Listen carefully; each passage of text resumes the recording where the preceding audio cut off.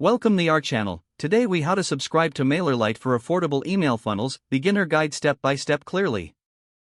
Visit the MailerLite website. Click on the sign up button located at the top right corner of the home page. Fill in your email address and create a password. Click on the Get Started button.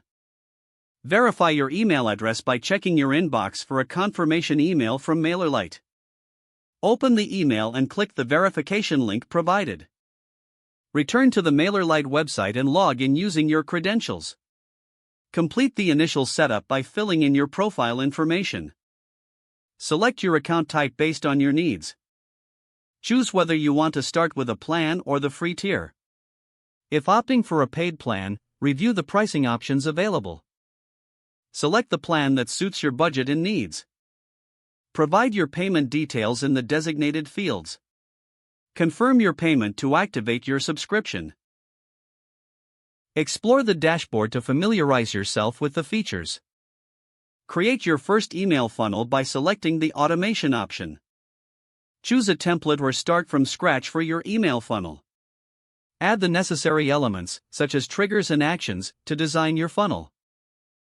Test your email funnel to ensure everything functions correctly. Save and launch your email funnel when you're satisfied with the setup. Monitor your funnel's performance through analytics in your dashboard. If the page does not load, refresh the browser or try again in a private or incognito window.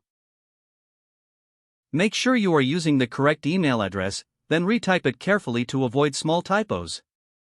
If your password is not accepted, use the reset option. Check your spam folder for verification or security emails, then complete any requested confirmation steps. Enable two-factor authentication if available to improve account security and reduce unauthorized access risk.